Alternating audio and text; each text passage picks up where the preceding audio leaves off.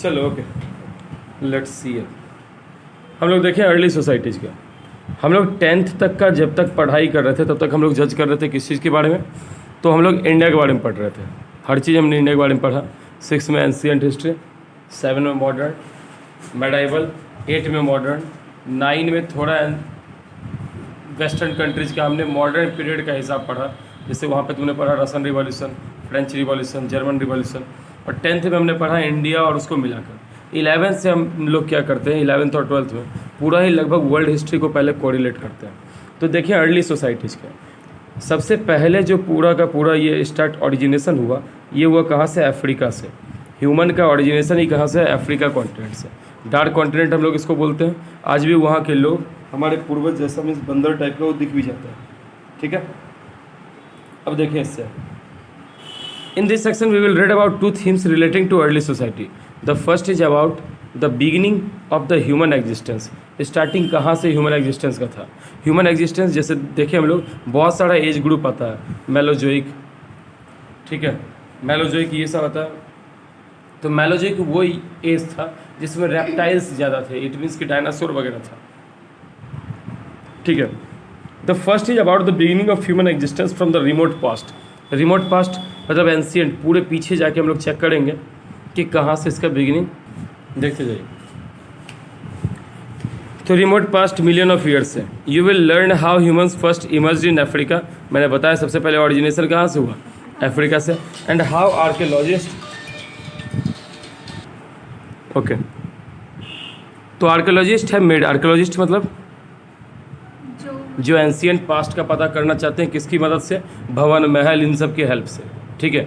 2 तरह का सोर्स है हिस्ट्री पढ़ने का, एक लिटरेरी सोर्सेज और आर्कियोलॉजिकल सोर्सेज। लिटरेरी सोर्सेज हो गया कि कुछ लिखित चीज़ें हों, तो जैसे हम लोग के इंडिया में देखें तो पुराने एंशिएंट में राजतरंगिणी या वेदाज, इन सब के थ्रू हम लोग उस ज़माने के सोसाइटी वगैरह पे क्या चीज़ कर सकते थे, लाइट दे सकते थे कि वहाँ पे क्या चीज़ था, किस तरीके से लोग रहते थे। या जैसे हम लोगों को, और दूसरा है archaeological sources. Archaeological sources means भवन, महल, कुछ शिलालेख, क्वाइंस, इन सब को पढ़ के। तो आप देखिए जैसे, हाँ हेलो, रहने दो तो उसको। आप देखिए जैसे एग्जाम्पल के तौर पे अशोक का शिलालेख है, ठीक है। टोटल का उसका जो अशोक का शिलालेख है वो 14 शिलालेख है, 13 बड़ा है। उसके अलावा बहुत सारा उसका, लोग ये भी बोलते हैं कि 20 से ज़्यादा छोटा छोटा शिलालेख है। तो उन सारे शिलालेख पे अशोक लिखा है क्या था, उसको क्या पसंद था, क्या नहीं था। समुद्रगुप्त के बारे में तुम पढ़ोगे, प्रशस्ति, प्रयाग का शिलालेख था। उसको बाद में जहांगीर उठवा के जो अशोक किला ये बनवाया था ना, अकबर का किला था ना इलाहाबाद में, उसके अंदर डलवा दिया था। तो वहाँ पे समुद्रगुप्त लिखा है कैसे कैसे वो कौन से एरिया को जीता। ऐसे ही एक है खाड़वेल, हाथी गुम्फा। खाड़वेल नेम का राजा था, कहाँ का? छेदी वंश का। किस प्लेस का? उड़ीसा का, ठीक है। खाड़वेल नेम का राजा था, छेदी वंश का, कहाँ का? उड़ीसा का। वो हाथी गुम्फा इंस्क्रिप्शन किया, हाथी गुम्फा का शिलालेख था।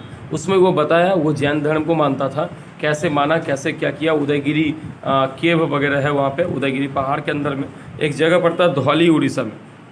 जब तुम उड़ीसा घूमने जाओगे तो 4 प्लेस घूमने वाला है। सबसे पहले तो तुमको हो गया कि खुद जगन्नाथ पुरी, पुरी बीच भी और पुरी मंदिर भी, सुनिए हो, रथ यात्रा होता है, यस सर, खींचता है सब, तो वो हुआ। सेकंड नंबर में अगर आप देखोगे तो कोणार्क का सूर्य मंदिर, जिसको ब्लैक पैगोडा बोलते हैं, मैग्नेट वाला कहानी हम सुनाए थे लास्ट ईयर, ठीक है, वो हुआ। थर्ड नंबर में अगर आप देखो तो भुवनेश्वर में है ये लिंगराज टेम्पल, शिव जी के 13 ज्योतिर्लिंगों में से एक वहाँ भी ज्योतिर्लिंग है। तो 3 ये हो गया। चौथे नंबर पे ऐसे लोग सिमलीपाल या वो पार्क भी देखने जाता है, नंदन कानन वगैरह।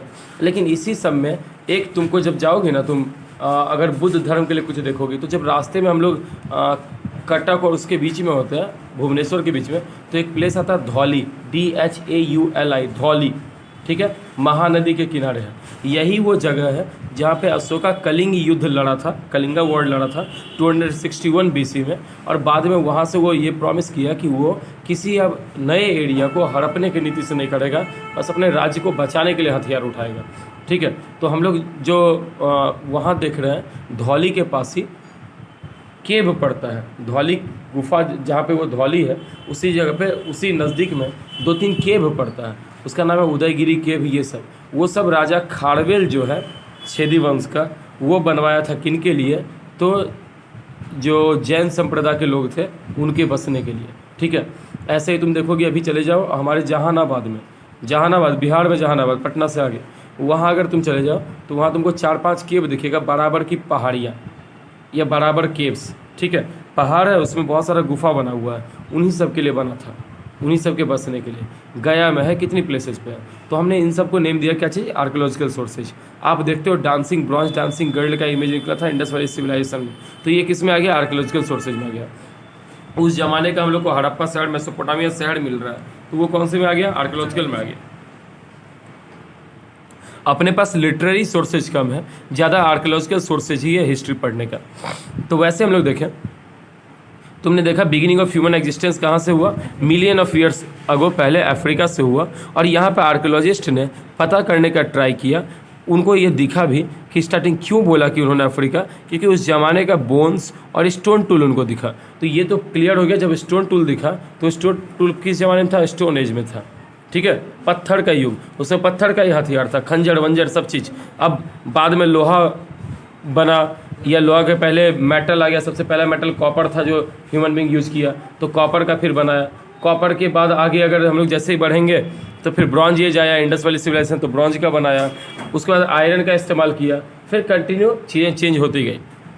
Archaeologists have made attempt to reconstruct the life of early people to find out about the shelter in which they lived. Archaeologist ने क्या किया? बहुत ट्राई किया, क्या पता करने का? तो उन सब की ज़िंदगी को दोबारा, वैसे आर्कियोलॉजिस्ट क्या करता है, जैसे वो लोग उस ज़माने में बसा था उस तरीके से ये लोग क्या करता है, वैसा ही घर द्वार बनाता है। सोचता है कि क्या ज़रूरत पड़ेगा, हमको क्या पड़ेगा, अच्छा पत्थर से काम चल सकता है, कि मतलब ये पत्थर के एज का था, ठीक है। लोग वैसे कैसे सीबीआई वाला डमी बनाता है, जैसे सुशांत सिंह राजपूत को मारा तो वैसे ही लटका के देखा क्या हुआ होगा, क्या हालात रहा, जिसके अकॉर्डिंग ये स्थिति थी, ठीक है। तो वैसे ही ये लोग आर्कियोलॉजिस्ट सभी क्या करता है, एक तरह से डमी दिखाता है, उसका चेक करता है। The food they ate by gathering plant produce and hunting animal. ये लोग भी खाना खा रहा था, तो शुरुआत में क्या हो रहा था, ये लोग इकट्ठा करता था, किस चीज़ को? खाने को इकट्ठा कर रहा था, और शिकार करके। And the ways in which they expressed themselves. Other important development includes the use of fire. तुमको पता है आदमी के ज़िंदगी में 3-4 जो कहा,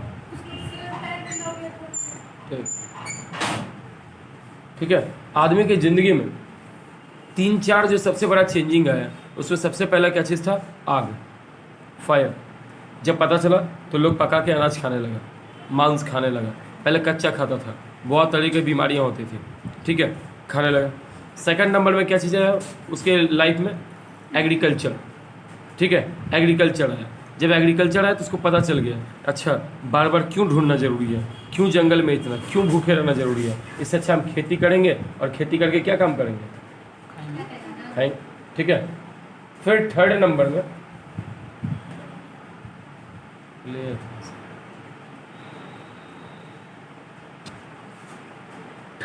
देखें तो थर्ड नंबर में किस चीज़ का इस्तेमाल किया गया? तो व्हील का।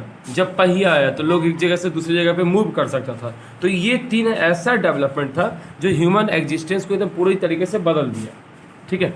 वही हम यहाँ देख रहे हैं। तो अदर इंपॉर्टेंट डेवलपमेंट में क्या? फायर, आग का इस्तेमाल, भाषा का इस्तेमाल होगा, तब तो लोग एक दूसरे से कम्युनिकेट करेगा। तुम पढ़ते ही हो हिंदी में मौखिक, लिखित, ठीक है, सांकेतिक, अब ये सब। And finally you will see whether the life of people who live by hunting and gathering today can help us to understand the past. क्या हमें वो मदद कर सकते हैं ढूंढने में? देखते हैं। तो पहला थीम था हम लोग ये पता करें कि अफ्रीका से ऑरिजिनेट हुआ, तो अफ्रीका था भी कि नहीं था तो वहाँ पे क्या चीज़ होता था, लोग कैसे रहते थे, खाना क्या खा रहे थे, अगर खेती कर रहे थे तो कौन सा फसल उगा रहे थे, ये सब। दूसरा थीम है जो अर्लीस्ट सिटीज़, पुराने जो नगर थे, जैसे मेसोपोटामिया, मॉडर्न क्या बोलते हैं हम लोग? इराक को। आज का जो इराक है इसी का पुराना नेम क्या चीज़ था? मेसोपोटामिया, ठीक है। हर ऐसा शहर 2 नदियों के कौन है? अरे पकड़ रही बोलो प्लस, अभी यही खरीदेंगे। मस्त इसमें ना पकड़ो, हमको नहीं स्मेल करा, दूर से ही आ रहा था। अच्छा कर रहा है। हाँ।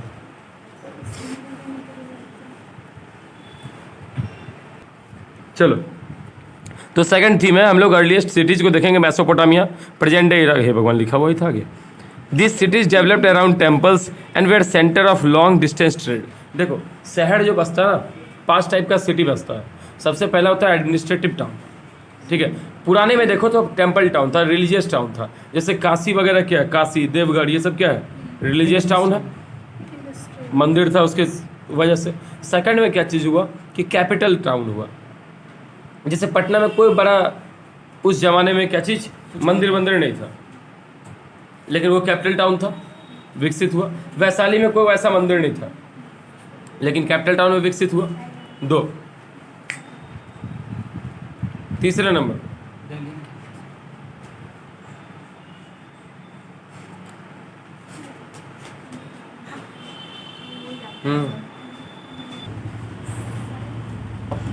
हाँ, तो कहाँ थे, शहर पे जी। तो पहला रिलीजियस टाउन हुआ, दूसरा कैपिटल सिटी हुआ। दिल्ली भी यही था, कैपिटल सिटी था पुराने ज़माने से लोग उसको। थर्ड में हम लोग देखें क्या चीज़, एडमिनिस्ट्रेटिव टाउन। एडमिनिस्ट्रेशन जरूरी नहीं कि कैपिटल में ही हो रहा है, ठीक है। एडमिनिस्ट्रेशन जरूरी नहीं कैपिटल में हो रहा है, हो सकता है उसका एडमिनिस्ट्रेशन का पहले अलग क्षेत्र था। जैसे फॉर एग्जाम्पल अगर तुम देखो, मुंगेर हमारा क्या चीज़ था, इसको तो कैपिटल बनाया ऐसे, लेकिन मुंगेर के अलावा सासाराम क्या था, वो कैपिटल नहीं था, वो क्या चीज़ था, जमींदारी। शेरशाह सूरी का तुमको हम पढ़ाए हैं, सासाराम। चुनार फोर्ट क्या था, कैपिटल था, वो नहीं था, वो क्या चीज़ था, एक एडमिनिस्ट्रेटिव टाउन हुआ। तो ये 3 तरह का। चौथे नंबर पे हो गया पोर्ट टाउन, वैसा टाउन जहाँ से व्यापार होता था, या ट्रेड टाउन बोल दो उसको, ठीक है, व्यापार हो रहा था अच्छे से। ये 4 हुआ। 5वां इंडस्ट्रियल टाउन, जैसे जमशेदपुर। जमशेदपुर क्या है, कोई चीज़ फेमस नहीं था, बस इंडस्ट्री था। सेकंड नंबर में अगर आप ऐसे ही देखो जमशेदपुर के अलावा, तो डेट्रियट, उधर नॉर्थ अमेरिका में सबसे ज़्यादा गाड़ी वहीं बनता है, DETROIT, ठीक है, डेट्रॉइट। उसके अलावा सेंट पीटर्सबर्ग रसा का, वह क्या, आयरन स्टील इंडस्ट्री बहुत ज़्यादा है, इसलिए फेमस है। हमारे इंडिया का भी देखें, जमशेदपुर देखें, धनबाद कैसा टाउन है, इंडस्ट्रियल टाउन है ना जी। ओके, राउरकेला, भिलाई, ये सब क्या था, कुछ नहीं मिलता। भिलाई में हम लोग 14 दिन रहे, डेली सांप से नज़र पड़ता ही था रोड पे, और सांड से 2 चीज़ मिलता ही था पर डे का। इतना जंगल झाड़ है, बाप रे बाप। Archaeological evidence remains of old settlement and an abundance of written material are used to reconstruct the life of different people who live there, crafts people. अब देखो आर्कियोलॉजिकल सोर्सेज से, आर्कियोलॉजिकल एविडेंस अगर देखोगे पुराने सेटलमेंट मीन्स क्या होता है, निवास स्थान इनका, तो तुमको बड़े पैमाने पे प्रचुर मात्रा में रिटर्न मटेरियल भी कुछ दिख जाएगा। जैसे तुम कितने दीवार को देखोगे जो पुराने ज़माने का था एविडेंस, उस पर तुमको लिखा हुआ शिलालेख दिख जाएगा, कुछ नक्काशी रहेगा, कोई पेंटिंग बनाया रहेगा, उस पेंटिंग या फिर वो पत्थर का काटा हुआ उसमें रहेगा। उससे तुमको इजीली पता चल जाएगा कि हाँ चलो इस टाइप में ऐसा ड्रेस पहनता था मेल, ऐसा ड्रेस फीमेल पहनती थी, ये रहा होगा। फीमेल में भी 4 तरह का अलग अलग मूर्ति में दिखा, अलग अलग ड्रेस पहना हुआ, तो हम लोग उसको मान लिए कि हाँ ये अपर क्लास था, ये लोअर क्लास था, ये जाति था। कर सकते हैं ना ऐसा, तो इसी तरीके से लोग उस समय पकड़ता था। तो क्राफ्ट्स पीपल का, हुनरमंद का, स्क्राइब्स का, लेबरर्स का, प्रिस्ट का, किंग का, क्वीन का, इन सब का। स्क्राइब मतलब जी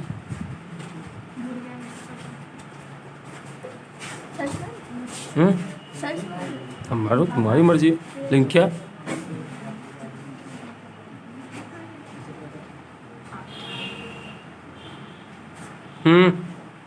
उसे बैठा अंदर, भगा क्यों दीजिए। मुंशी तो क्राफ्ट्स पीपल, मुंशी नहीं, इसको हम लोग ये बोलते हैं दरबारी, ये सब जो भी राजा के अंडर था कंट्रोल में। Labourer, priest, king, queen.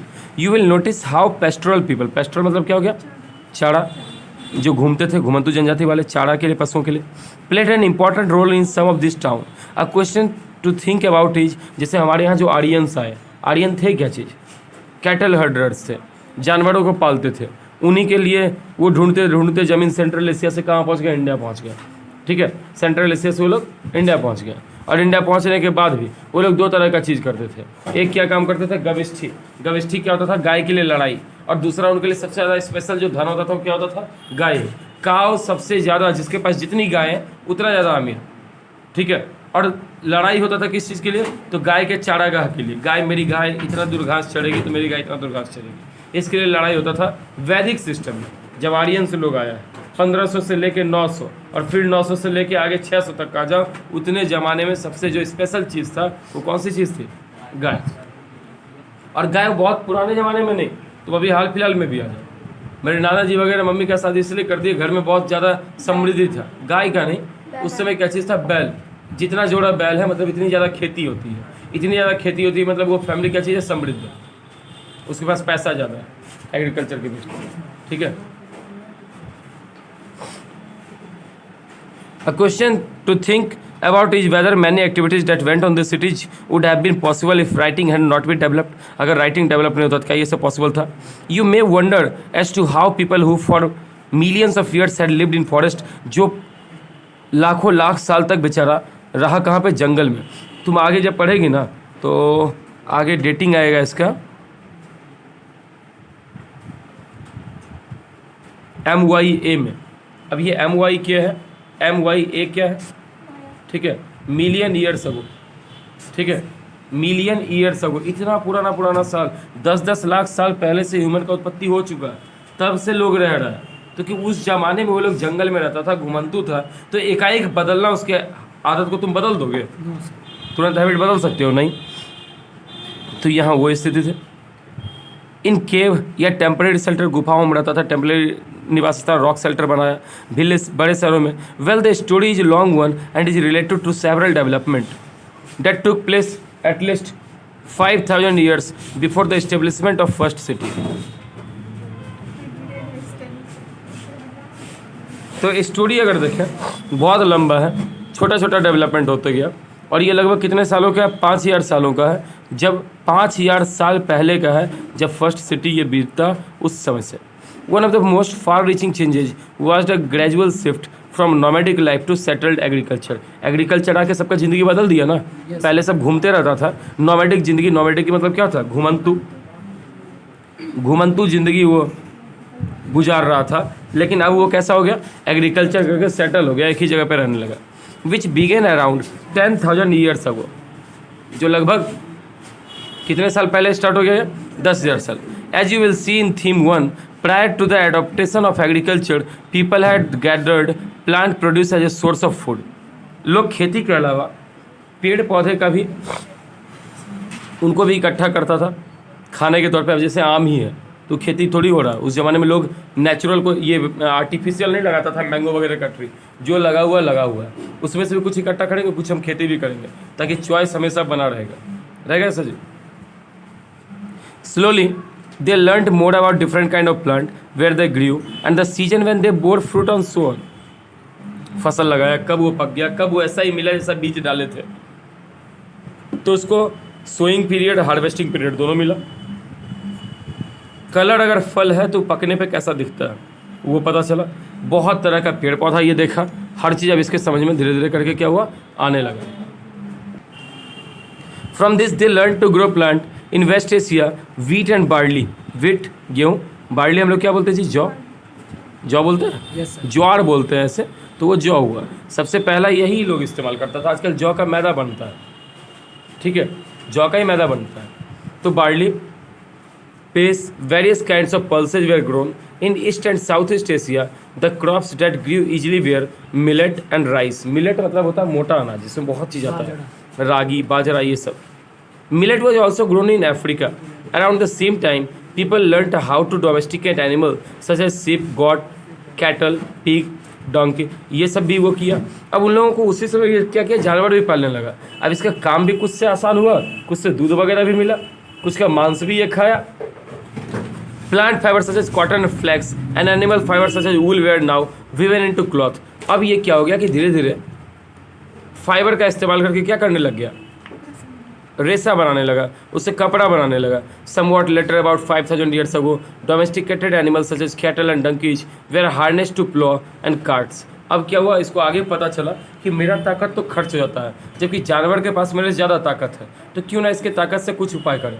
तो वो देखा कि जानवर अगर अपने पैर से भी चलता है तो हमेशा होल टाइप का खून से छेद कर देता है, तो अगर इसके ताकत इतना ताकतवर है, हम उसमें बैठ के भी भैंस पे जा रहे हैं तो कोई दिक्कत नहीं हो रहा। तो ऐसे केसेज में क्या करें, अगर हम उसमें एक हल लगा दिए तो खेती हो जाएगा, नुकीला जैसा जिससे हम खेती करते हैं वैसा ही लगा देंगे, किसमें, जानवर के पीठ में लगा देंगे ताकि वो खींचते चले जाए। ठीक है, तो यहाँ से हल्का आने लगा। This development led to other changes as well. People when grew crops they had to stay in the same place till the crops ripened. लोग अगर खेती करने लगा तो एक ही जगह पर रहेगा ताकि वो फसल पकेगा तब ना उसको लेके जाएगा, कि फसल लेके चल जाएगा दूसरे के लिए छोड़ के चला जाएगा। So settled life became more common. अब लोग धीरे धीरे, एक बार फसल अच्छी हुई सोचता था काहे कि दूसरी जगह, पिछले साल दूसरे जगह पे कम फसल हुआ था, मान के चलो कोई आदमी एक साल भागलपुर में रहा, वहाँ फसल काट के फिर आया कहाँ, लखीसराय, और लखीसराय में फसल अच्छी हुई तो उसका मन करेगा वहाँ तो कम हुआ था यहाँ अच्छा हुआ, तो क्यों इस जगह को छोड़े, यहीं रह जाते हैं, यहाँ और अच्छा फसल होगा हर बार, होगा ऐसा। फिर झूम कल्टीवेशन भी तो अब फिर रहने लगा एक ही जगह पे, एक ही जगह पे, तो ये क्या हो गया, अब बसने लगा हुआ। So settle life became more common and with that people built more permanent structure in which to live. This was also the time when some communities learn to how to make earthen pot. कुछ जो जनजातियाँ थे उन लोगों ने सीख लिया कैसे मिट्टी का बर्तन बनाते हैं। They were used to store grain and other produce and prepare and cook a variety of food made from the new grain that was were cultivated. बहुत तरह का खाना। अब एक ही चीज़ सोचो ना, एक सिंपल अगर हम लोग नॉनवेज ही ले लें, चिकन वगैरह ही, तो नॉर्मल भी बनता है, जबकि उससे कितने तरह का, अगर तुम चले जाओ चांदनी चौक दिल्ली में तो 160 तरह का पराठा बनाता है, 160 टाइप का पराठा, और हमारे यहाँ 4-5 के बाद तो सोचते भी नहीं। कुछ लोग होता है एक्सपेरिमेंट करते रहता है। In fact a great deal of, ऐसा नहीं कि तुम सर कभी गोभी कभी प्याज ये सब बनता है ऐसे, कभी बैगन पराठा बना दिए, क्यों नहीं बन सकता। आप बना के खिलाइए, हम बता देंगे। नहीं, बैगन हमको पसंद ही नहीं, उसको देखते गुस्सा आ जाता है। बैगन, करेला और कद्दू, भिंडी भी। नहीं भिंडी तो पसंद। करेला मिला था तो मजा आया था। In fact, a great deal of attention was given to processing foods to make them tasty and digestible. अब लोग ज़्यादा ध्यान देने लगा खाना को प्रोसेस करने में, बनाने पे, जिससे ज़्यादा टेस्टी हो, इजीली डाइजेस्टेबल हो। हमेशा मांस खाना, वो भी कच्चा खाना, ज़्यादा डाइजेस्टेबल नहीं था। तो यहाँ से चेंजिंग हुआ, हम इसके आगे नहीं करेंगे। आज के लिए इतना, जय।